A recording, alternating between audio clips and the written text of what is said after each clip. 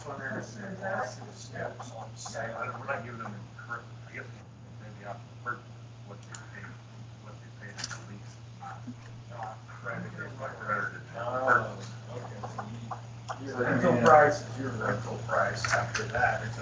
But it becomes a store grade price. Oh, okay. So that they can buy it at wholesale price, essentially, after the contract.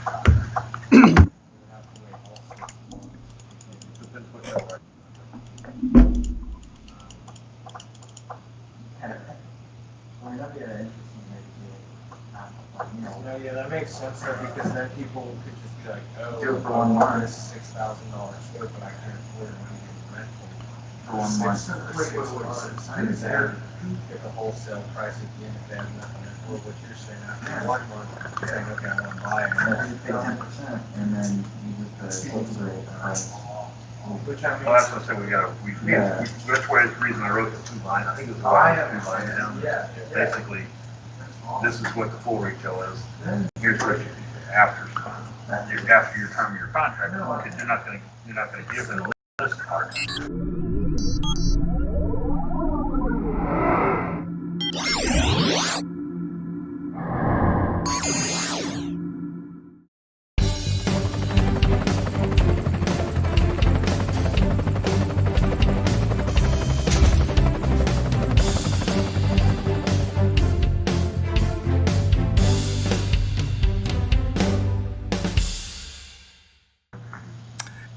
Hello everyone, this is Scott Roberts here with Explore Scientific, and today we've got Jerry Hubble and Kent Martz finally back after a long hiatus, but we're all happy to have him back, so it's great.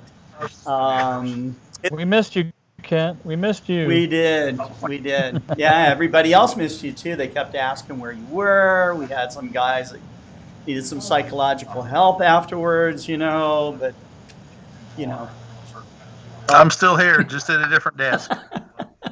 Actually, we had Heath sitting in for you, so he did a good job, though. Yeah, he's really he's shown a great interest in the PMC-Eight, I hear, so that's great. Correct. Yeah. So today, we don't have a long show today, but it is Friday, and we want to give you a good primer for the weekend. So. And so we were, Jerry and I were talking about, we've been talking about the future of astronomy, and Jerry wanted to talk about remote observatories because he's written this very cool book, which I will plug for him and for us. Remote observatories for the amateur astronomers. Fantastic book. And if you're thinking about building an observatory or buying one of our observatory domes, which we'll have, I think, in September or October. That'll be cool. I'm looking forward to seeing those. Yeah, me too. We have, every reason to discuss more about remote observatories. Now, one of the things you wanted to talk about, Jerry, was kind of the interaction and what you believe would be more interaction between, observing programs at these observatories. Right. So once we get all this equipment in place and people are using it, and connecting over the internet, now there's going to be and we have social media in the mix, right? So we got people talking about what they're doing with their observatories. The next step, I think, going forward in the next 5 years, we'll see an increase in concurrent observing between different observatories or different people that set up their systems. And I'm including portable systems along with these permanent observatories. They're all observatories. They're just some that are, assembled and disassembled every day. I did that for 4 years. Yeah, that's right. It's called observatories without walls. That's right. Or without domes. Exactly. That's a good Yes. good name for it. Mm-hmm. So when people set up their system and they're on and they have access to the internet, high-speed internet, then we're going to start seeing interactions, I think, grow over the next few years. And we may see that there's going to be that, plus there's going to be increased infrastructure on the internet, specific programs and platforms to enable this going forward also. So those will grow. So just like we have today, where we have these nice websites to share our images, Right. the galleries like Astrobin and Flickr and all these other. That's not astronomy specific, but we have that today. We're gonna have that's kind of a great sharing platform too. So yeah, right. So we're gonna have that, but it's gonna be more of a real time sharing infrastructure that we'll have. Right, similar to the virtual star party that we want to do. Right, exactly, and this is Yep. an example of right. So and what kind of programs do you think would be uniquely suited to this kind of thing? What do you think? Like so transient types of things? Transient type stuff, that's a big, so on the science side, which I can talk probably more to than the pretty picture side, but on the science end, if you have a transit of some kind, like an exoplanet transit that takes several hours, some people may be on the front end of that before the sun comes up, and then it'll hand over or be concurrent with other people that are further east when it's still dark. I mean, further west. Further west. So the sun comes up later, and it's still dark in their location. And then further west. So in Europe, it might start an observation and then transfer from from North Africa to South America, and then up to North America. The people in the different locations will complete the transit observation, and then the data gets combined somehow and shared. But that requires logistics for coordination of the observing, and it's already done today in some respects with occultations. The International Occultation Watch does a lot of work in that area already, and at Mark Slade Remote Observatory, we have one of our astronomers that is his focus is on occultation work, and we do that. So there's a service that they announce everybody that's going to observe a certain occultation announces their station, and then it's coordinated, but it's not concurrent. They're not sharing live interaction at that point. They're just doing their own observation and then they send the data to the service, and then it gets processed. So, but I think it's going to go even further. I think it's going to be a live interaction like our star party we're planning to have next week. It's going to be more of an interactive team effort where you'll have 4 or 5 teams of astronomers, maybe 1 or 2 astronomers in these teams that talk to each other and coordinate it. Yeah. What platform are we going to be using for that communication? For the virtual star party, we're going to use Zoom. So and that's going to allow the astronomers that are to share their screen, if they want to share their screen, or to just use their camera. So it'll be this is really kind of a first time deal for us. So and of course I think a first time deal for all of them too. So. But everybody's going to want to see their gear. They're going to want to see how they set up their scope. Any tips or tricks on focusing. What kind of go-to system they might be using, whether they're using a PMC-8 or another system. So it'll be fun. It'll be fun. Yeah. Right. That's a big thing. One thing when you're coordinating observations is you need to understand what everybody's specific configuration is and what their data looks like. Yeah. Because you're trying to combine it all into one, right? So you need to make sure that they're somewhat compatible with the data, right? During the 2017 eclipse, there was I forget the name of it, but there was a giant collaborative effort to photograph the eclipse as it went from, coast to coast. And apparently there were hundreds or thousands of images made, and they put together this giant database, which was used for different scientific purposes. Actually, I should go back and check up on it because some of the team members that coordinated that were actually at our event in Casper. Now, you were with us, right, Jerry? Yeah, I was there. Yeah. Yep. That was great fun. That was the first. Yeah. I was eclipse there, I'd ever but seen. not with you. Oh, were you?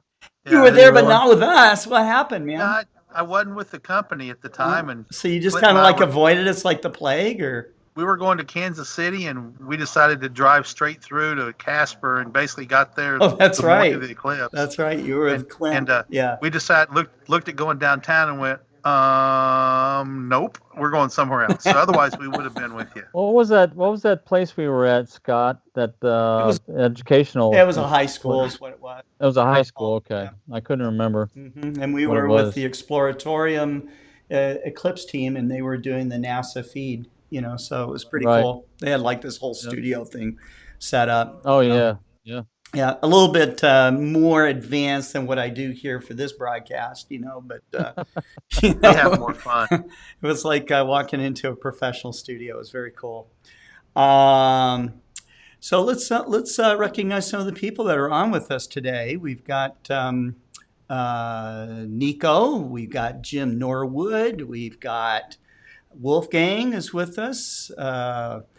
We have Wolfgang mentioned that he wants to be part of the Star Party event, so we're going to have him come on next in the second round. So the following week we'll do that. So Wolfgang is going to be he'll open the door then, because he's so far east. Yeah, of us, we got to unless figure there's that something out. east, That's right. he'll be the starting photographer. That's right. We'll see how many hours he can hang online with us. Right. That's right, until it gets dark here. Let's see. Well, Gary Palmer's he stays up late anyway, so he comes on the show with us. That's true. Sometimes, That's but true. it's really later than that. It'd be 3 or 4 o'clock in the morning. Yeah, maybe he works nights. I don't know. Yeah. Bergman Scooter says, how's everybody doing? Dave Connolly says, evening, my fellow ES fans. That's really cool. Jeff Weiss is with us, the big winner yesterday. Dave Connolly, lockdown, but looking up in the Emerald Isle. That sounds really exotic, actually. Dusty Haskins says, the man of leisure returns. Kent. Yeah, That's right. 13 hours. You don't of realize leisure how hard this yesterday. man's been working. 13 hours of leisure yesterday. Yeah, it was just so leisurely. Yeah. Yes. Ansel Puri says hello to everybody. David Ing says, glad you were able to have a show today. We are too. So. Right. Kevin Taylor says, hello to you all from Denmark. Very cool. Oh, That's cool. supposed to be I think it's supposed to be like the happiest country in the world. They have the happiest people in Denmark, Yeah. That's all the astronomy they do. Might be. I don't know. Might be. Ansel Puri says, it's great to see Kent come back. Gary Palmer says, hello from the UK. Mr. Thumb 30 says, howdy. James the astrophotographer, happy Friday, everybody. I hope that you all have a wonderful weekend. And Dave Connolly, does everyone have Instagram? Our company does. I don't in particular, but I'm on Facebook most of the time. Sharing space things and astronomy things. So, Tyler Bowman, how's everybody doing so far today? Dave Connolly says he would like to see you guys. Images. Okay. Bergman Scooter says, Scott, did you mention that you were going to be introducing a tent type. Now, I think he's mentioning, because I think I let sometimes I have a loose tongue, you know? Yeah, Yes. yeah. And I let I those remember that. secrets I remember out what I remember about that what too. Explore No, there's Scientific's doing, you know? there's no tent. Yeah, it's Doesn't an exist. observatory tent. Yes, it is, and it's actually a 2-room observatory tent, and it's the design of it's kind of a pop up. And once I have the final design, I will let you guys see ahead of time. But the idea is that you can have something that's a windbreak, you know, something to protect your scope a little bit, something to protect you, you know, keep dust off, keep the wind away, maybe add a little bit more, you know, keep stray light out of your telescope while you're shooting, you know. So Steve Siedentop says, hello. It's good to see you back, Steve. Let's see. James the astrophotographer says, I was going to post some on the forum. Please, by all means, do. Chalk Star says hello. And I'm hoping to put together a vid in the next week, barring time and weather. That's James the astrophotographer.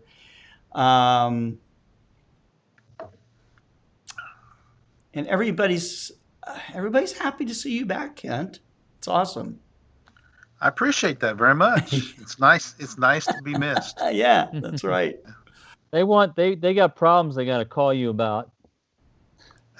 You know, and it's actually been hard on people because, you know, they used to be able to call and get me, and the customer service, and it's a painful thing. But, you know, I've got a job I have to get done that's has a very steep learning curve dealing with QuickBooks, and you know, dealers are, you know, they have needs I have to take care of. Well, just think, and, Ken, when we I go to our new ERP system here in just a few weeks, I get to learn you a can whole new learn system everything all over again, so, Exactly. along with So- everybody else in the whole company. Yeah. So, So that I don't think that'll make it any better when Mhm. having to do it all over again. But Mhm. you know, the customer service reps have been saying, no, you can't talk to Kent, which has really not gone over well with some people. But I hope they understand. You know, it's, you know, I've got, you know, things. I mean, literally been very you got long days responsibilities. and That's right. responsibilities that did not have before. And I'm certainly, after I get my rhythm, you get comfortable in doing what I'm doing, I'm going to have a little time to get on with those people or having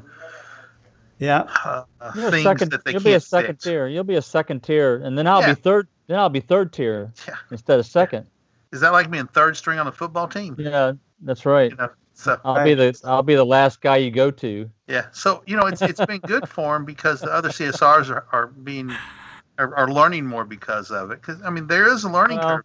Imagine not ever having done anything like that before, and suddenly you're thrust on the phone and having to answer questions, and Mhm. you know, and it's a challenge for the new folks. And Yeah. Oh yeah. there's it took me, I don't know, 6 months maybe to start getting to where I was comfortable working on the PMC-8 machine, and you know, box, and then the Exos 100 comes out, a whole new thing to learn, and then the configuration manager comes out and is functional. I mean, It's never going to stop, Life- Kent. it's never going to stop. never gonna There's stop. always something new to learn. Well, I've got. I'm sorry to say, Kent, it's only going to increase. Oh, I know it's going That's to. true. I know what. That's I- true. We're getting. I sit in on our meetings that we have. Yeah, yeah. You know. So There's lots on the horizon. we are having training with our support staff. So every week we're having training to help them out. So That's right. That's right. So, something, you know, Dusty Haskins, I just want to give him a shout out. He shared an image of his 152 all fixed up on his beautiful new mount and stuff. And so he's really excited about that. So, and he did show some interest in being in the virtual star party. So we'll have to include him. I'm looking for a couple of more guys too that want to do this. So, you know, and when I say guys, I mean men and women. You know, I'm from California. We call everybody a guy. Okay, so that's just the way it is. Yeah.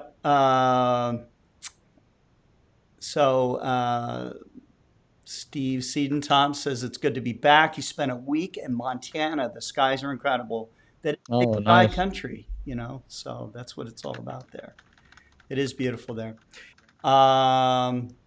Mr. Thump 30 says, Kent, I'm a QuickBook Pro. Let me know if you ever need any help. I only charge $45 an hour. That's right. Just whip out your private personal credit card and. Oh, Scott, remember you gave me your number for emergencies, and I may just call him. Well, for see, also Kent has access to all kinds of equipment, so that's an alternative payment plan. They could That is be. true. That's right. Yeah. Steve says you don't really learn something until the buck stops with you. Well, Yeah, that's true. yeah. So, You know, I kind of talked about that yesterday when I talked about what I like so much about the job because of the challenge. I volunteer for stuff because I'm a masochist, you know. I'm not a masochist, but I really enjoy the challenges. You know, is that what you call it? yes, challenges. Challenges. You know, No, you you rise to the handle it occasion. well. That's how you Ken. learn. You handle it well. So today you had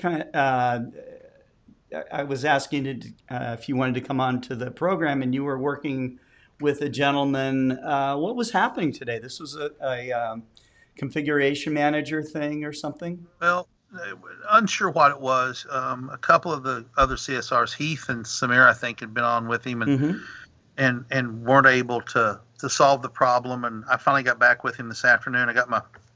On Friday it slowed down. I said, I got to call that guy back. Yeah. And so I called him, and luckily he was free right then to deal with it. And it's an Exos 100, and he just could not get anything to work. He had it working wirelessly with both I think it was an Apple and with his desktop, a Windows machine. Yeah. And then he had switched over to wired, and it had been working, and then suddenly Nina wouldn't connect, and then he couldn't connect wirelessly, and he was not able to solve what was going on. And, you know, things like that are highly frustrating, especially if it hasn't ever worked. That's one thing. But if it's not working, if it's working and then quits, that's a whole nother level of frustration. So that what we've was all the deal? I mean, experienced. was it? So it turned out to be something very, very simple.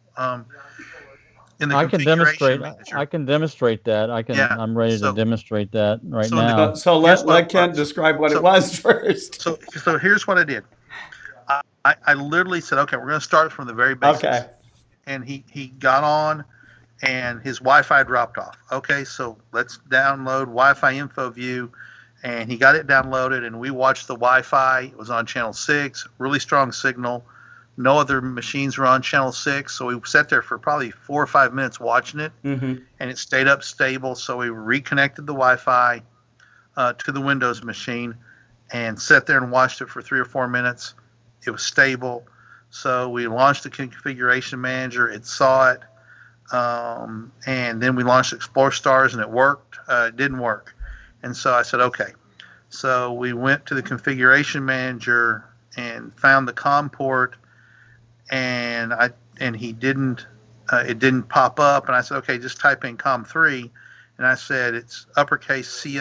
Just to be clear over the phone, I always spell out things like that. Yeah. I said it's capital COM3, and he went, it has to be capital. I went, well, I think so. And so he typed it in capital letters. Bam, it came up. He was still connected serial. That's why his Wi-Fi wouldn't, Explore Stars wouldn't connect. And so we went through the process of switching back to Wi-Fi. Explore Stars worked fine. Everything was golden. And then I was getting ready to work through this, and this broadcast was getting ready to start. But he understood how to switch back and forth from serial. But it turns out he was typing in COM3 in lowercase was what had befuddled him for a week. Wow. And something simple. For a week, really? He was struggling for a week. Yeah. So, maybe it's not very intuitive in that way. I'm not sure, but. Well, my take on it, we were talking earlier, is that the configuration manager, typically there's a find button and a refresh button, so that you don't have to type it in. You shouldn't have to. That's not to say you don't have to because of issues like this. But what I'm going to share my desktop and demonstrate kind of what you saw, I think, Kent, based on your description. Yeah, and what was he did not have a. It's really easy when the customer has an Ethernet connection they can plug their computer into. Right. Then I can team viewer in on the Ethernet connection, and then they can use their Wi-Fi connection to connect up to the mount, and I can actually help. But most people's anymore don't even have an Ethernet cable, so that option is not on the table for me. So we have to talk them through that process. Nice. And it requires you to really be able to see what they're seeing in your mind. But those people that have that Ethernet cable, man, it's team viewer on, and you can spot stuff real quick like that. Yep. All right. So All right. let's see what you got, You're going to Jerry. share your screen, Jerry? Yep. Chuck Staw says you guys should do more YouTube videos on the mounts, connections, and software. There are only a handful online. No, there's more than that. There's more than that. We've done this a lot with these broadcasts. We've got 40 videos now with all kinds of stuff. So, but maybe it's not exactly what he's looking for. You know, it's not the format he's looking for. oh, I understand. And they're looking for small, compact snippets, and right. And we will start doing that. We will start doing more of that kind of stuff. We've done some of it. You're right. There's only a handful like that. So, but let's go to Jerry's screen. So do you see I've got the configuration manager up right now. You can see that. So I've got my PMC-8 connected. Okay. And what I did is if you start the configuration manager up with the USB port not connected. All right, let me go here. IXS 100. You see the drop down doesn't have anything in it. Okay. Okay. So now I'll hit find. And this is a fresh find. Basically it says, "Oh, you're on COM4." Do you see that? It's kind of small. Right. I said, "Okay. All right, I'm a COM4." And it says right here, it found it. But you pull this down. And it ain't. What the heck? Yeah. This is probably what he saw. That's exactly what he saw. Said, I don't know what the heck. Now I'm gonna hit this refresh button. And what this refresh button is designed to do is to fill in this box. Okay. So I just hit it. Okay. All right. You notice there's nothing there still, but if you pull down, nothing up my sleeve. That there is something up the sleeve though. Right there. There it is. So let me do this. This is what he was typing in, right? Michael Donaldson is on with us right now on YouTube. He says, "Thanks to Kent for helping me right before the show. Remember to capitalize COM on the configuration manager." Actually, Michael, do this one more time, Jerry, so that Michael's watching here. All right, so what I'm gonna do is I'm gonna close this down. I'm gonna reset. Steve Seedentop says, "Holy cow, Jerry! How many tabs do you have open in your browser?" That's for me to know and you to find out. That's right. Okay. So let me start up. So I just disconnected my mount. Mm-hmm. All right. I'm going to select IXS 100. Jeff Wise points out, it says, plus the heading under connection settings does not have it all capitalized. Is that true? What is it? Jeff Wise says, the heading under the connection setting does not have it all capitalized. Maybe that's what throws everyone off.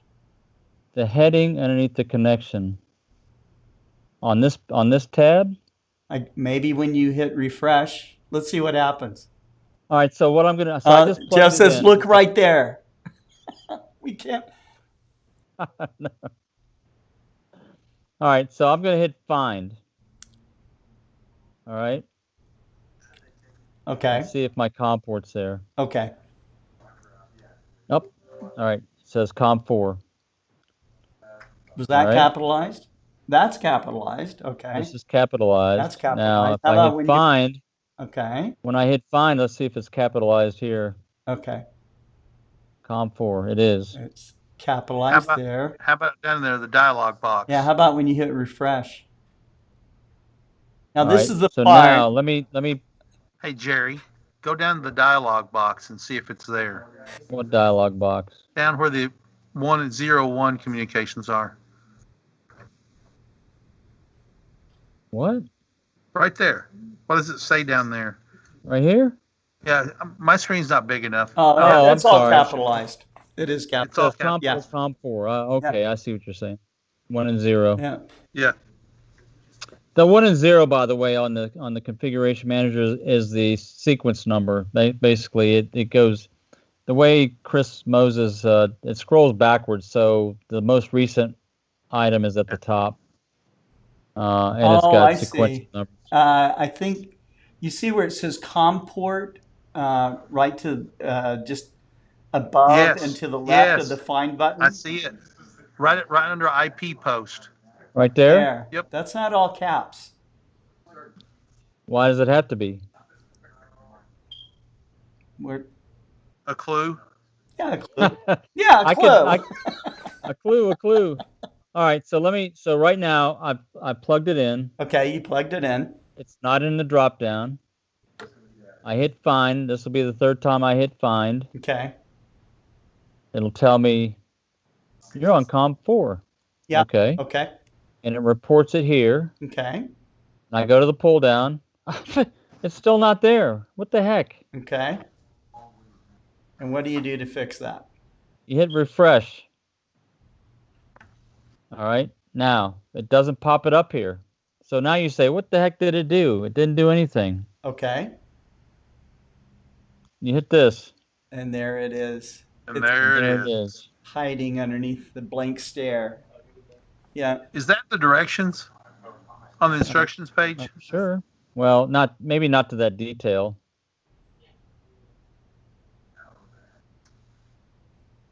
Find your current connection. Chuck Lewis says, UPS just brought my copy of Jerry's book that I won last week. Thank you. Oh, awesome. Yeah. Now you have to read it. Yeah. And Jeff Wise does make a point. He says it fooled our customer. So maybe we should put com. I'll put like on these, like here. Yeah. Where's it at?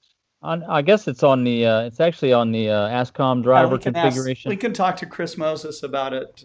Yeah, I put default. I put format statements next to each of the fields to say this is what we expect here. Mm-hmm. The only reason we haven't thought about it is because we have this find. We don't expect people to have to type this in. That's why we don't do it. Right. But again, if one person calls, there's that person times what number of people who haven't called and are befuddled by it, so Yeah, maybe. It's Yeah. hard to know. he's not the only one that's had that problem. Well, So any problem is usually not the only one. Yeah, that's true. Yep. Even if you only heard it once, right. That's right. Correct. So once I've done this, Eduardo says the whole COM port and USB thing on Windows is so annoying. It's one of the reasons that ASI Air is worth using. No issues with finding the instruments. It's immediate.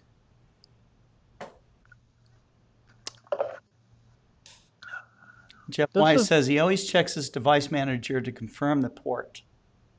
well, typically what I've found at the observatory, if you always plug the your COM port or your USB device into the same port Yeah. on a hub or wherever, Windows remembers it. It's fine. I've rarely had it in most recent times with the most recent versions of Windows that it drops or gets lost. That used to happen quite a bit. Now you do have some things with certain drivers on USB devices. The other thing that causes problems is the power to the USB device. If you don't have a powered device from an external source, it's going to get power from the computer, Mm-hmm. and your computer can only supply so much. So if you have 3 or 4 things plugged into the USB hub and it's plugged into your computer and you don't have a powered USB hub, then that's bad news. You need to have a powered USB hub. So that's typically what causes the problem with dropouts and everything else that goes on with USB. But typically, once you've identified a device on Windows, I don't see it forgetting it. Yeah. As long as you plug in, it should discover it again once you plug it in again and assign it the same COM port. So that used to be a big problem. I agree. Chuck Stoss says the Wi-Fi is amazing. I'm not sure why people use a cable. So That's the opposite point of view, right? yeah, that's right. So there are times when you have so much Wi-Fi interference that it's much better to use a cable. So when we go to shows, for example, there is so much Wi-Fi cruising around you that it will interrupt the system, and it'll look like it's connected, but it's not really handshaking. So that's the main reason why. So it's kind of especially when you're doing remote imaging.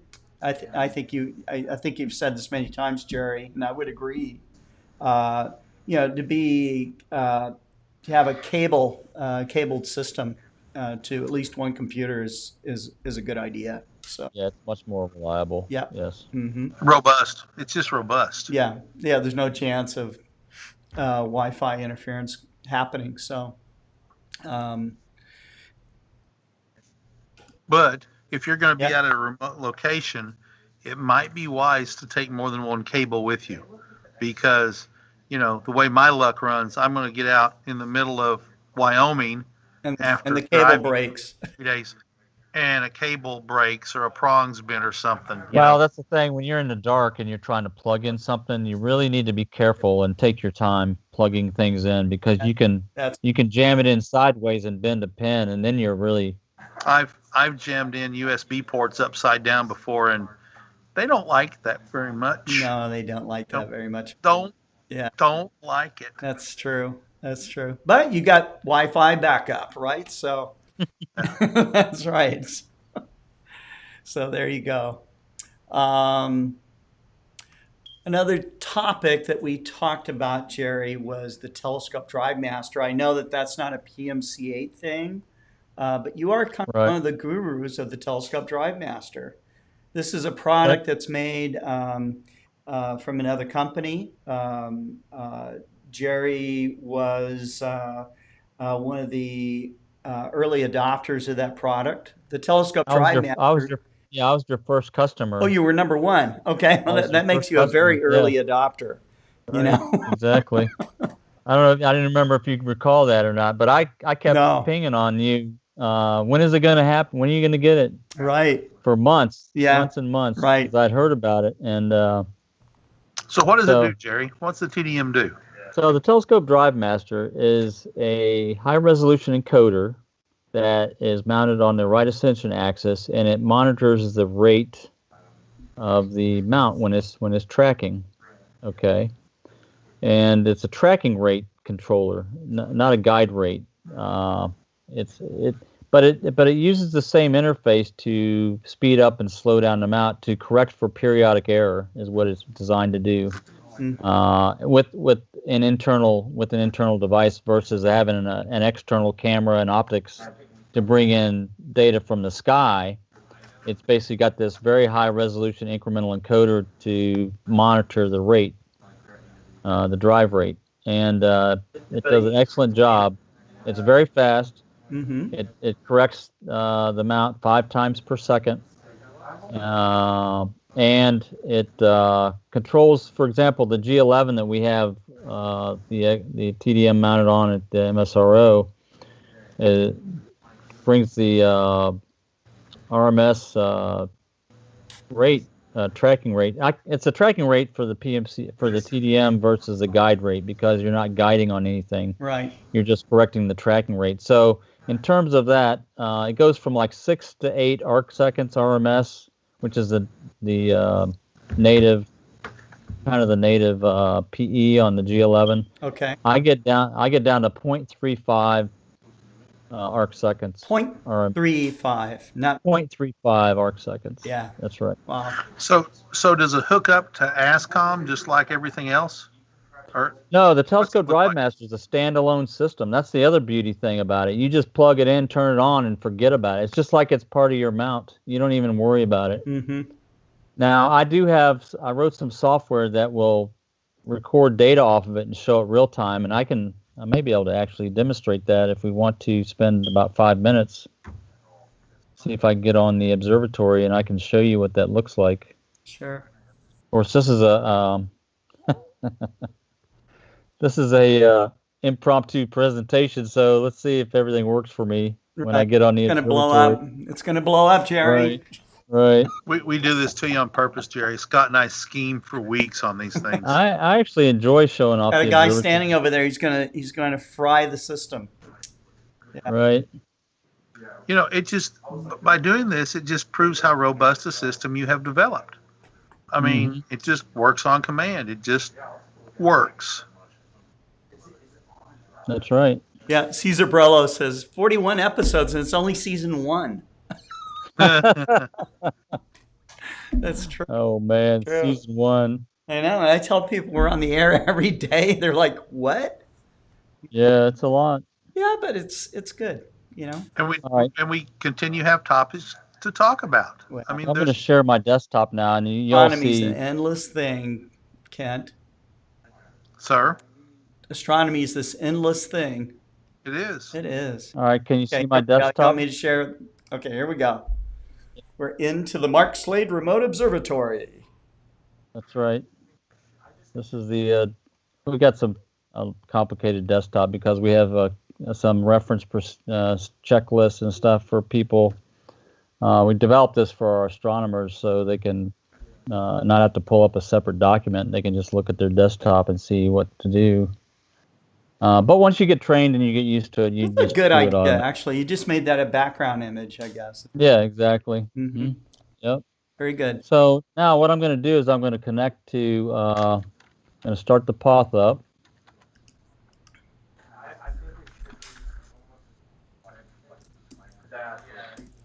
And connect to the scope.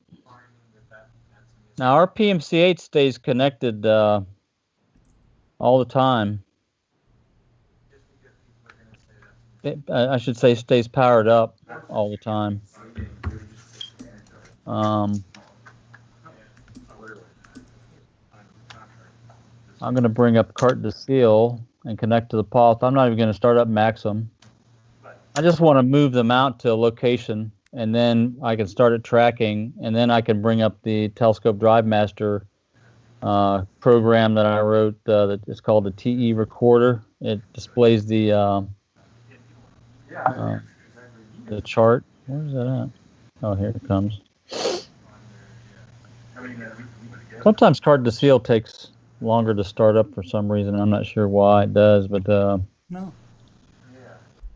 it's loading a big database. We've got the UCAC4 database in it, which is a big sky. And I don't know, anybody that hasn't seen this before when I've shown it, this blacked out area, Yeah. and Right. that's our local horizon. Those are trees and stuff, right? So. Right, exactly. So it's kind of you can see that's basically how little we have of the sky. But we see the ecliptic. That's all. That's, for me, that's an important part of the sky to be able to observe, is the ecliptic. So what I'm going to do is I'm going to go ahead and maybe I should connect up the webcam so you can see the mount move. Let's see what happens there. What if we find the telescope completely strangled and wrapped up in cables? Yeah, that would be bad. That would be bad, huh? All right, so Well, someone would have to untangle it. I don't think that's ever happened.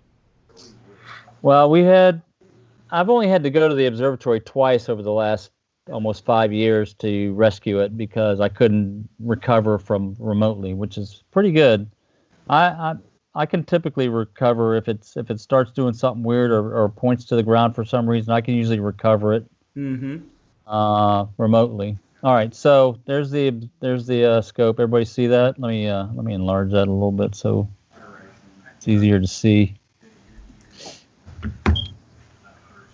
All right, so there's the mount. and I'm going to move it with the chart. The first thing I've got to do is connect the chart to the path. I'm going to connect it. And I'm going to unpark it. Wolfgang says, I guess we've become here quite the family. Oh, yeah. True. I turned the tracking on now, and I'm going to slew it to the west somewhere. I'm just going to slew it over here to Beta Leo. Let's do that. I like the angle of the webcam. It looks like that telescope's about 100 feet off the ground. Oh, yeah. It's really high up. That's the beauty of a fisheye lens. That's right. That's right, exactly. Mm-hmm. When You can see our up here is only 12 inches high, right? Right. So now I've set the target, Okay. and I'm going to go ahead and slew the target. So now you can see the scope moving now. Michael Whitaker says it looks like the same system as in the McDonald Observatory. Oh, yeah. It's identical. That's right. Oh, Hey, Jerry, yeah. could you use it visual if you wanted to? I mean, is it the eyepiece in a pretty good position? No. Yeah, you'd be like on a little ladder or something. We don't have a flip. Now, if we put a flip mirror on here, we could put an eyepiece in and use it. Right now, it's just set up. In fact, could you even reach it, though, very easily? Or say that again? Is that up too high? No, you'd have to stand up on it. We've got a step stool or the ladder. You'd have to stand up because that pier, the top of that white part of the pier is 7 feet. Okay. So right there, when the way it's pointed straight up, that could be eye level right there. You could maybe look through an eyepiece right there. If you were 6 feet tall. Yeah, if you were 6 feet tall. Yep. Okay, so now I've got the system tracking. It's pointed at an object. Okay. Mm-hmm. So what I'm going to do is I'm going to start the Telescope Drive Master TE recorder.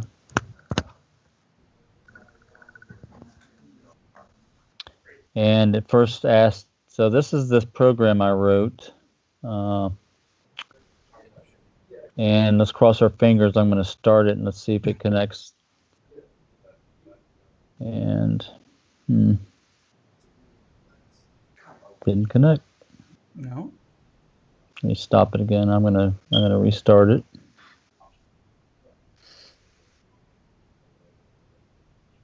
It should be COM-8. Watch the COM port have changed. Did you put in a capital COM? Hey, just joking.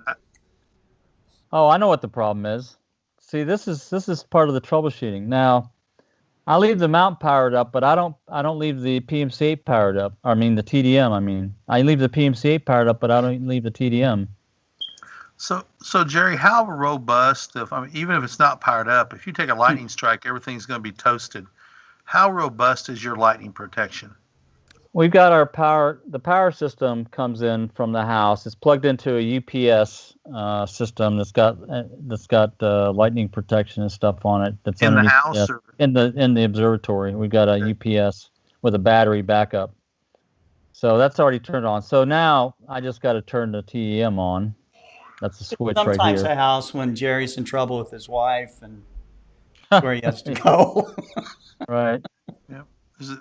The ladder spans. He's got little hooks, and he can sleep on the ladder. It turns into a bed. We could put a hammock up in there and stretch it across the.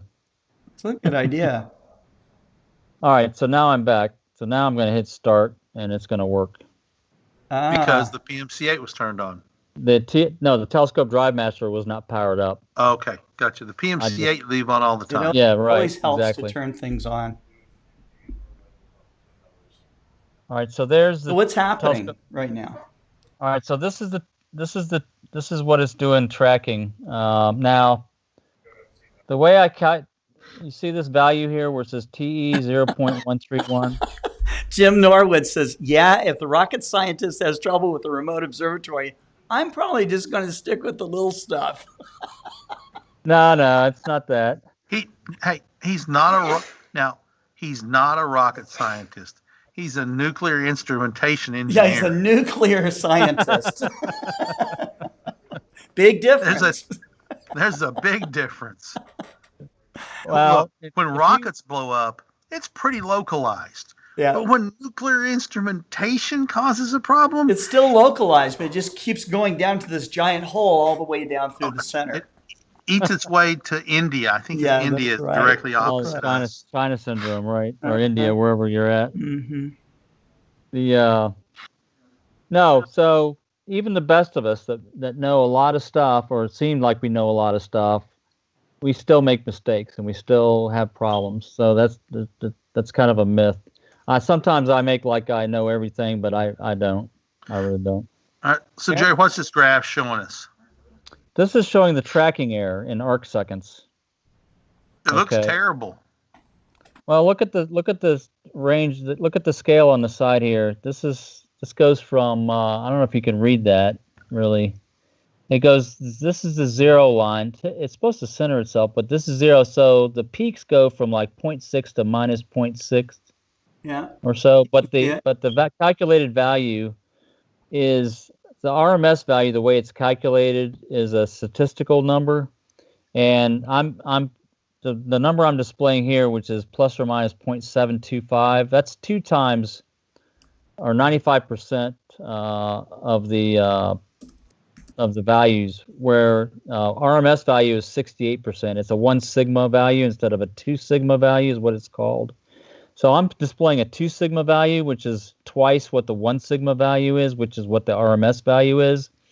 And the RMS value is half of this 0.73 or 0.35, like I said before. Hey, Jerry, can you say this in English? Yeah, that's too much. Basically, the value I'm displaying here, the 0.75, is twice the RMS value. Okay. RMS is root mean square. Root mean square, right. Mm-hmm. So right now it's at 0.558, 0.69. It jumps around. Arc seconds, 0.5. So you've got this is arc seconds, yeah, 0.5 arc seconds, and this is what this is telling you. The way I use 2 sigma here is that 95% of the time your tracking is within plus or minus 0.6 arc seconds. 95% of the time. So 0.6 either way. So it'd be 1.2 total variation. Oh, that's peak to peak. That's peak to peak. Okay. Yeah. That's peak to peak. So right. Jeff is saying, and this is improved by the TDM software somehow. He wants to know how it works. Right. So what's happening? This is what it's seeing, but how is it making them out? I'm going to turn a phrase here. More better. So think about the way your camera works on an auto guiding system. It takes a picture of the sky, looks at the star motion, and says, "Oh, you moved over this way. I need to put you back on target." So every time it takes an exposure, it's gonna command the mount to move a tiny bit to go back to recenter the star. But it needs that time to take the exposure and the time to move it back. Right, exactly, to get feedback to go back into it. So that's what it does. That's exactly what the telescope drive master is doing. The controller takes the signal from the encoder and turns it into a pulse that says, "Okay, I want you to move back." So it knows what the rate. It's got a crystal oscillator set reference rate inside the box. That's the sidereal rate, basically. Yeah. And it says, "Are you fast or are you slow?" And then the computer says, "Oh, I need to pulse it back this way." It's just like and because the encoder's tied onto the right ascension shaft, okay, it's seeing these errors in real time and sending back corrections in real time. So why is the guide camera not arguing with the TDM? Because they're both sending pulses, right, at the same time? Yeah, so when you use a guide camera with the TDM, with the telescope drive master, some people do that. It's because they want to correct their declination. The telescope drive master is just for right ascension. So they'll turn their RA off. Well, when you plug the camera, so what happens is you plug your camera in to the telescope drive master, okay, and then it transfers that information. Well, let me think of it. Let me tell you that it's this way. You plug the camera into your computer, and then the the ST4 cable, instead of plugging into your mount, plugs into the TDM box. And then the TDM box just passes that signal through the box into your mount on those 2 pins. And then the right ascension pins, the east-west pins, go into your mount from the telescope drive master. So the signal from the telescope drive master does the east-west lines or pins into the connector, and then the camera drives the north-south pins, passes through the telescope drive master box into the mount that way. So it's bypassed. It basically passes through. The declination signals are passed through the telescope drive master into the mount. And when you say into the mount, it goes into the PMC-8 box. It goes into the PMC-8 box, into the ST4 port. Right. That's right. So it is able to process 2 signals, both driving RA and DEC, by separating out the RA values from the camera and replacing it with its own. That's right. Mm-hmm. Okay. Yep. Exactly. Interesting. Now, one thing I did with this telescope drive master software that I wrote, I wrote it to where you could use pulse guiding with this, where you don't use the ST4 port. You basically, the program reads the value off the encoder. You can see it right here. And what it does is it sends a pulse, instead of using the ST4 port off the box, it sends the program itself talks to the mount. You see I connected it to PAUTH, and it talks to the mount and sends the pulse guide commands to the mount to correct it.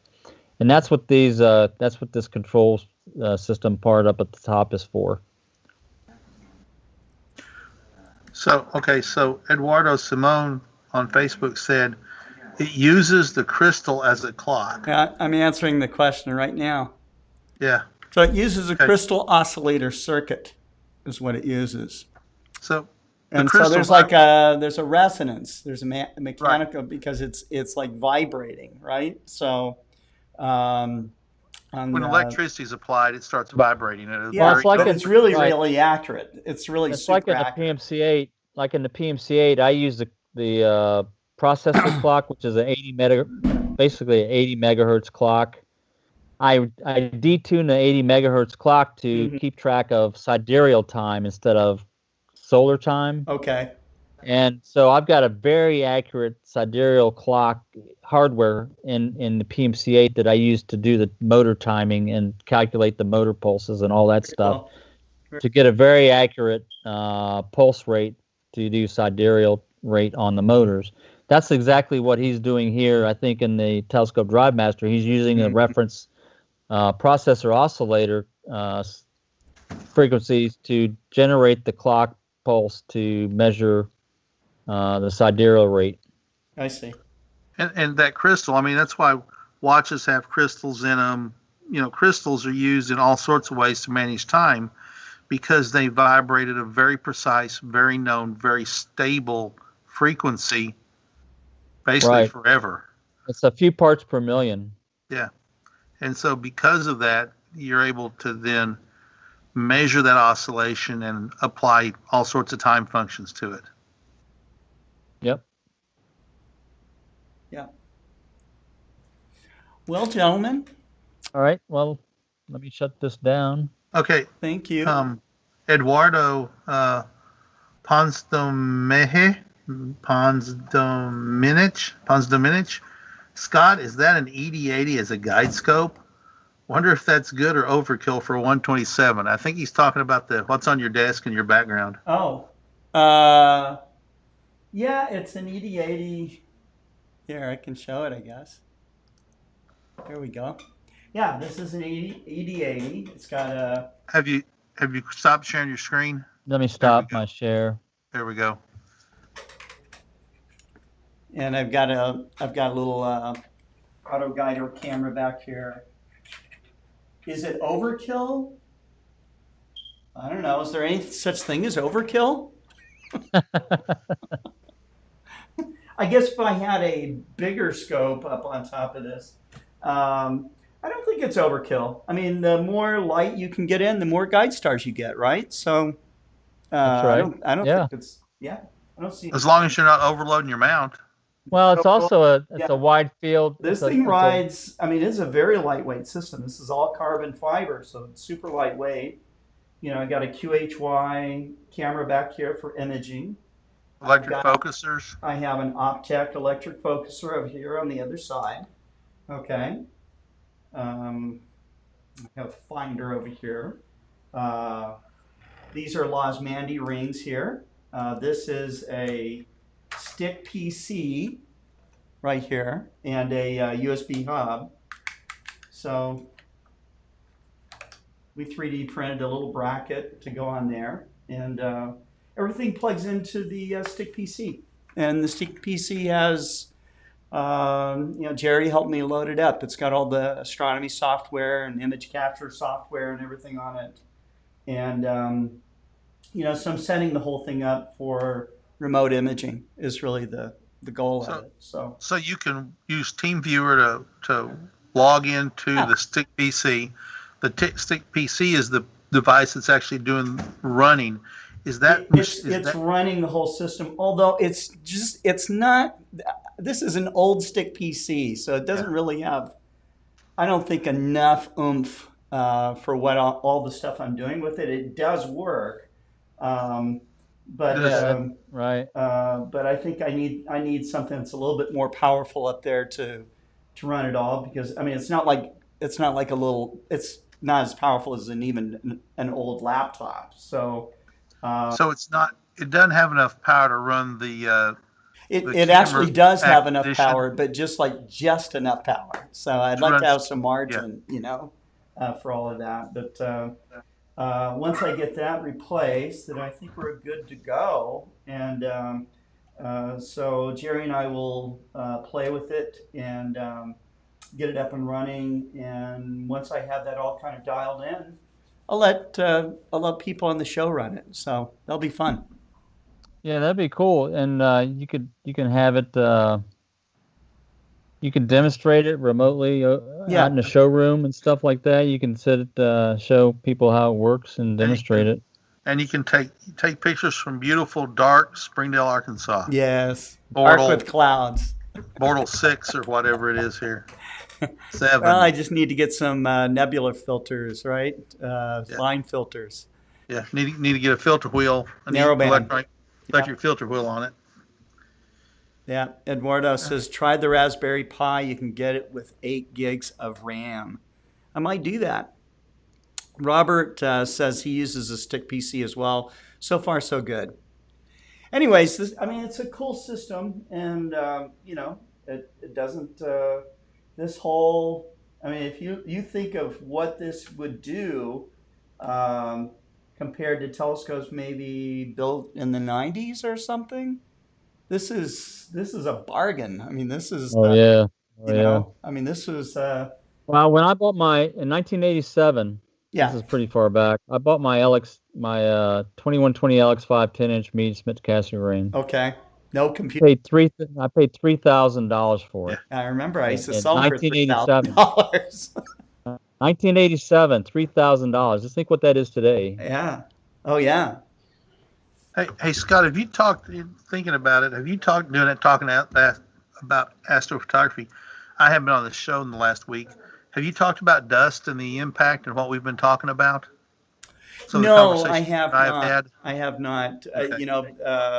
It's something that I am going to bring up formally at one point. But people who get telescopes, they love to look at them as well as look through them, right?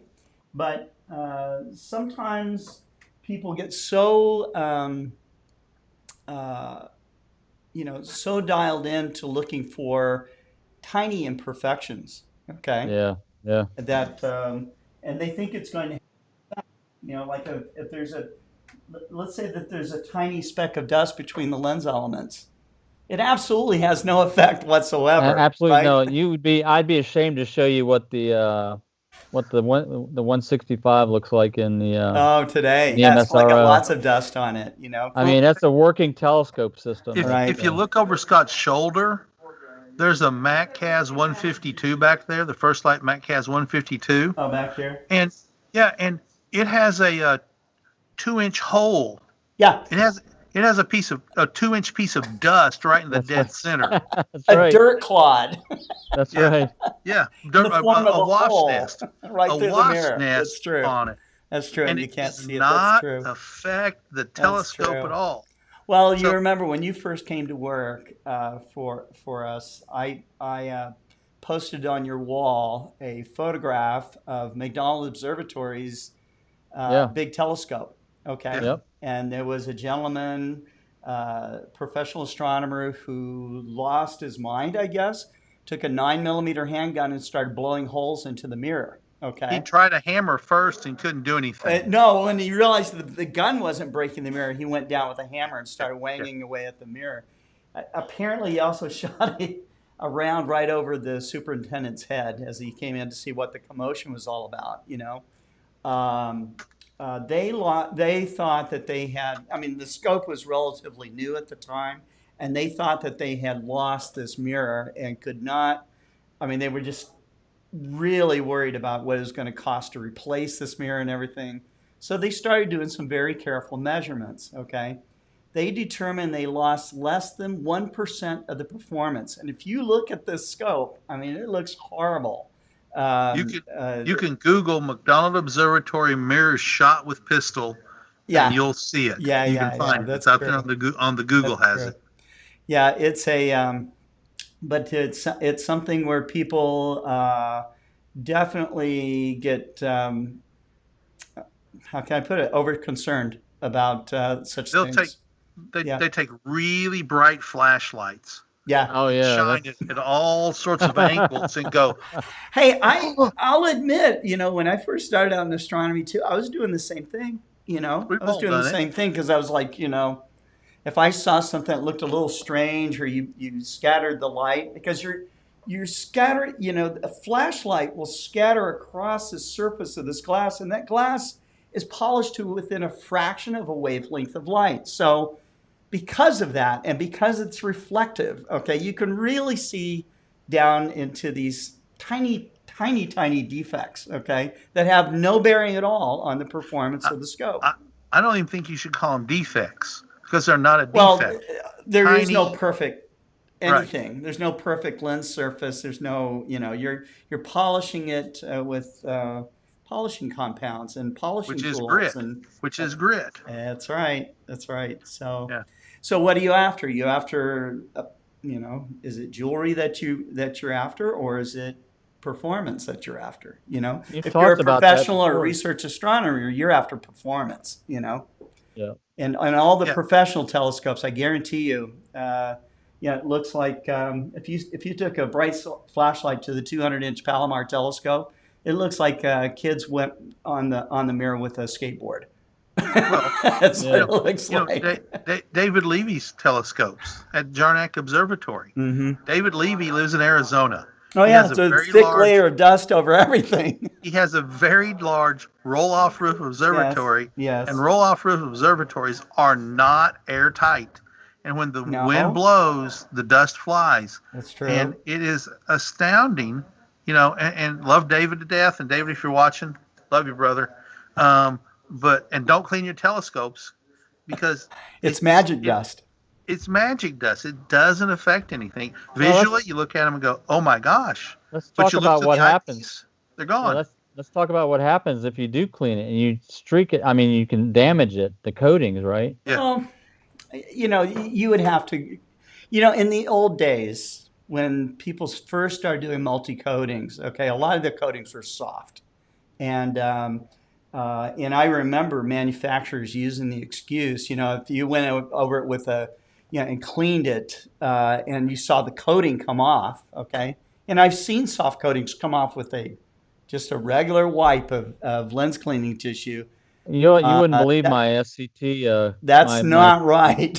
That's yeah, not my 10 right. inch has lost a lot Your of coding coding should over be the able to years. handle that. Okay. That doesn't mean that you won't make a sleek or something, which looks like a scratch, but it's this really fine, really fine line, and it's easily, if you take a flashlight and angle it just right, you'll see them, Well, these I tell types of people, I things. say, okay, so right now you're breathing in and out, right?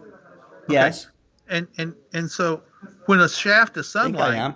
comes into the room and suddenly you can see all that stuff floating around, that's what you're breathing. But you don't worry about that. I mean, that dust is there all the time. Hmm. And it's the same thing. That shaft of really bright light makes tiny, tiny things you can't see show up like a sore thumb. Yeah, And same thing. You breathe it all the time, but when you see it, it's like, wow, there's a lot of stuff in the air. yeah. Because you can see it because of that bright light hitting it just right. Right. Well, fellas, I've got to get back to work. I do have some work that I should be doing rather than visiting with my Facebook and live broadcast family. Well, we'll Uh, end that. We'll end this Okay. uh, this with just a few comments here. Nico wants to know if anyone knows how to sell his soul. He needs to buy some things. So Yeah. And Nico lives in Argentina, I think, right? Yeah. I believe he I think he's does. in Yep. Argentina. Yep. Yep. And Wolfgang says, "Is the connection shoe long enough, Scott?" Yes, it is. But if I could make it longer, I would. Um, Unless I'm mistaken, TeamViewer requires an internet connection, so I haven't been able to use it to remote into the stick if I'm connected to the iXOS 100 wirelessly. Yeah, so that's why TeamViewer uses a central server to manage the connections across the internet. We use Tight VNC at the observatory at the MSRO, and it's a peer-to-peer connection. So that's an alternative. That's an alternative that you can use, and then also you could also, if you're using Windows, you can use the remote connection Desktop. The remote facility, desktop. right? That they have, right? Yep. Yep. But if you use the cable, then you can free up the internet. So, well, gentlemen, thank you. Thank you, Kent, for joining us. It's good to see everybody. Yeah. Well, see their names anyway. Yeah, that's right. And Jerry, thanks very much for an interesting Friday afternoon. And all of you who watch our show, we love to have you watch it, and we love interacting with you. And you're a lot of fun. And so You Yep. make we'll us see better. you. We will see you on Monday. And Yep. David Levy has been after me to work with him on a new program that he's got. And there's some other speakers that we're looking at as well that should be on pretty soon. So we got a nice lineup. And then on Tuesday, we have our first try at a virtual star party. So we'll see how we do. Okay. We'll Right. give you all the updates on Monday afternoon on when and what and where, and we'll see if we can make it all happen. You guys have a great weekend. Keep looking up. Don't forget to share, like, and subscribe. Share, like, and subscribe. That's right. That's right. That's the YouTuber mantra. That's right. That's how we eat.